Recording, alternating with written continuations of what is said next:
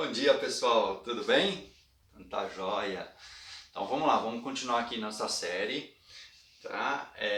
Ontem eu falei de um erro muito comum quando você começa a marcenaria, né? Então, assim, hoje eu vou te falar de um outro erro, né? A gente pode dizer que talvez seja o segundo ou terceiro para você. Um erro muito comum na marcenaria quando você está começando e quando você já tem um pouco de experiência também, tá? Eu diria que esse item, até para quem tem mais experiência, ele fica mais presente ainda do que para quem está começando.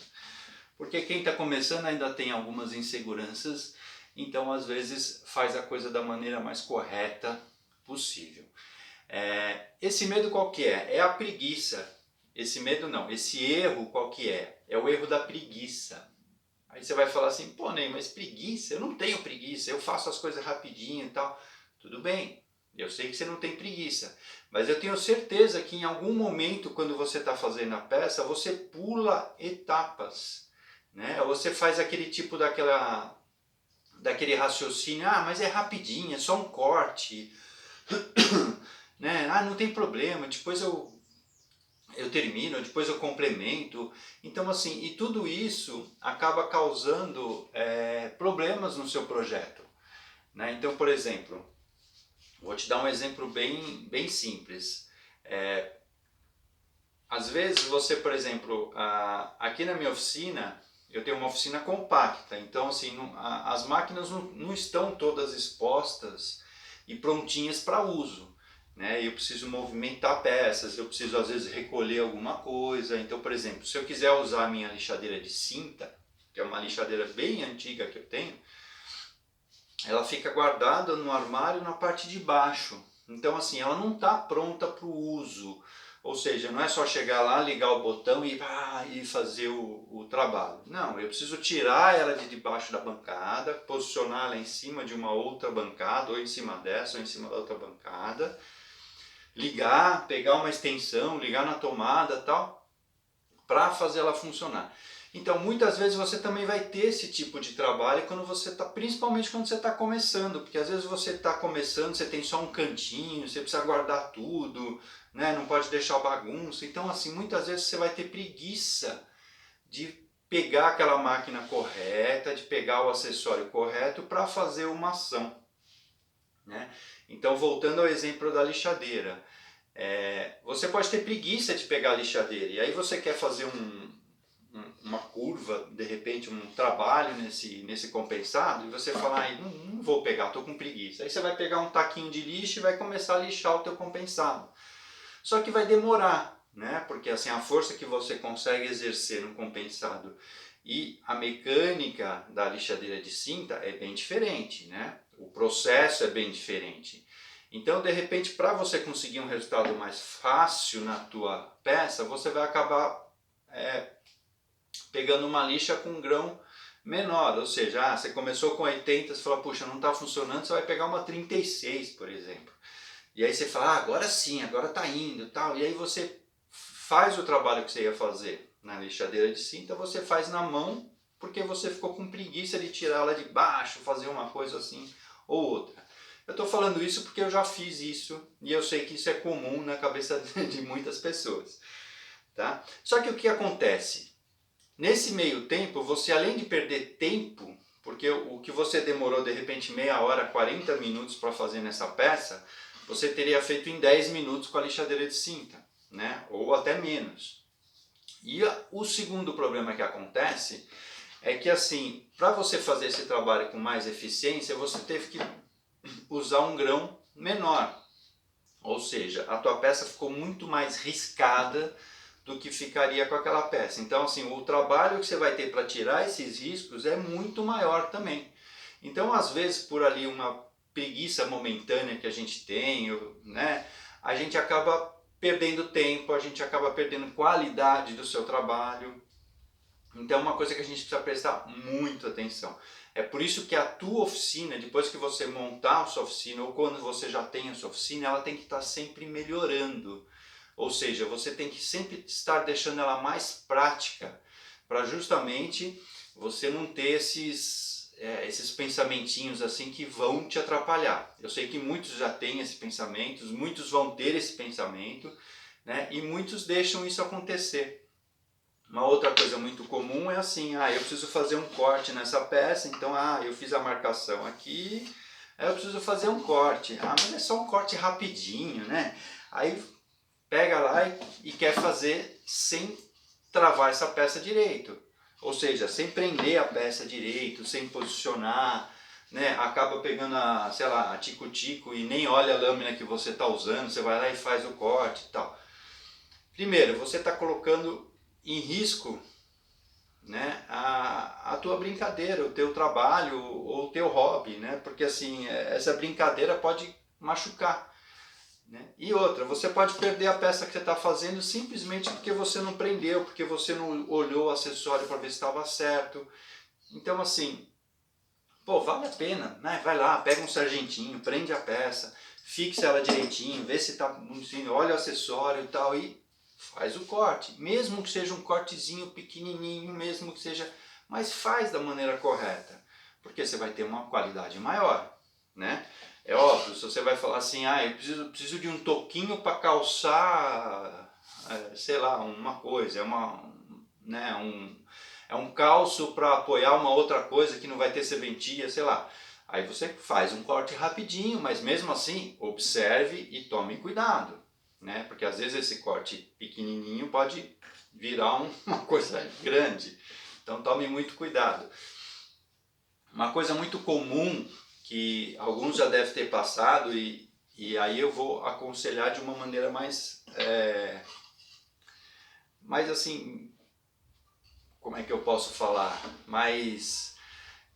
com mais firmeza para vocês não cometerem esse erro.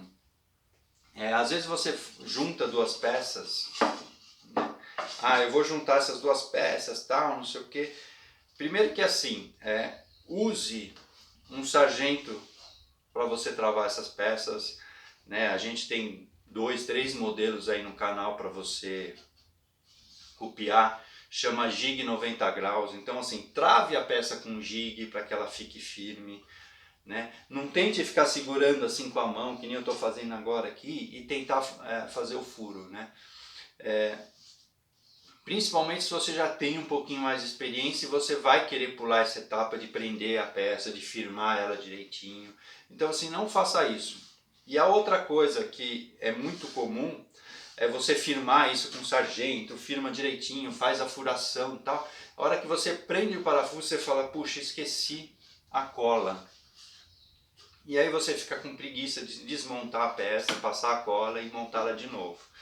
Só que eu vou te dar uma informação, e aí se vocês quiserem eu trago em outro vídeo, eu me aprofundo um pouco mais nesse tema.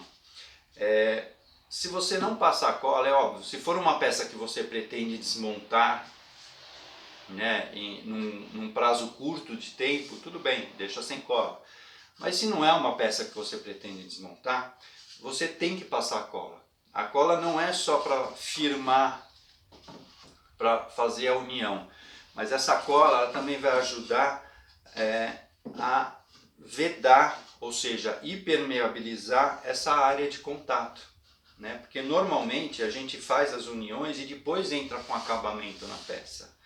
E essas duas uniões elas ficam sem proteção. E às vezes o acabamento que você está dando por cima ou por dentro tal, não fica perfeito na emenda, né? Então vai ficar uma falha de acabamento na estrutura.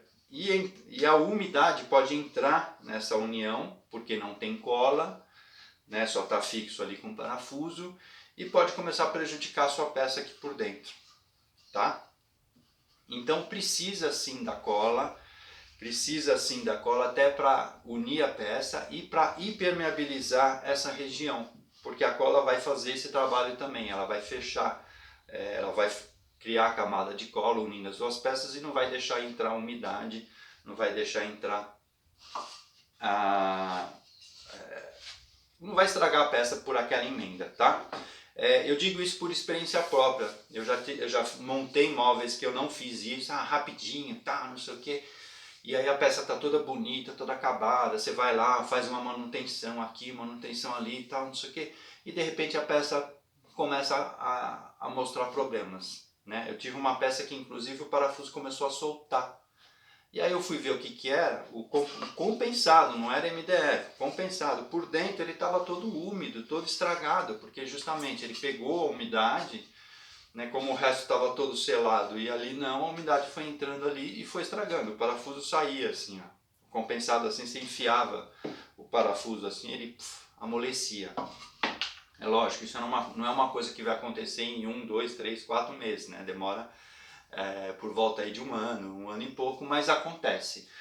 E dentro dos preceitos, dos mandamentos da boa marcenaria, você tem que proteger a peça num total. Então assim, você tem que proteger a peça pelos 6 lados, né? 1, 2, 3, 4, 5, 6. Então você tem que proteger a peça por todos os lados para que ela se mantenha por mais tempo, principalmente compensados que tem MDF, eu não vou nem citar eles porque precisa de uma proteção mesmo, mas inclusive a madeira maciça, né? Porque uma madeira maciça a gente sempre tem a intenção de fazer um projeto e que ele dure anos e anos, né? Ou seja, fique para a nossa geração. Então, para fazer as peças bem feitas, tem que ter esses processos, tá? E a preguiça ela atrapalha muito. Então, vamos lá, gente, vamos combater a preguiça para que a gente ganhe tempo, ganhe economia. Coloque isso na cabeça. Um projeto bem feito, mesmo que demore um pouco mais, você fique com preguiça de fazer isso ou aquilo, é melhor, tá? O tempo que você vai usar para fazer um acabamento de lixa bem feito, nossa, vai valorizar demais a sua peça, né? Um acabamento com cera, você vai fazer um brinquedo para o seu neto, para o seu filho, né? Ou uma peça que você vai dar de presente para alguém ou para você mesmo que você está fazendo. Quanto mais acabamento você der, melhor essa peça vai ficar, mais bonita, ela vai durar muito mais e principalmente se você quiser vender, né? Quanto mais vender, quanto mais acabamento, quanto mais qualidade você apresentar, melhor vai ser para o seu negócio, tá bom? Então é isso aí, pessoal, vamos combater a preguiça. Lembra que assim a gente ganha tempo combatendo ela, a gente ganha tempo, a gente ganha dinheiro e a gente ganha muito aprendizado com ela, né? A nossa oficina vai estar sempre mudando para combater a preguiça, para combater todos esses barulhos do nosso cérebro que não são positivos para a gente, tá bom? É isso aí, pessoal. Então, se vocês quiserem que eu comente mais sobre algum desses assuntos que eu falei agora, deixa aí nos comentários e eu trago no próximo vídeo, tá bom? É isso aí, pessoal. Vamos lá, criatividade em alta e até amanhã.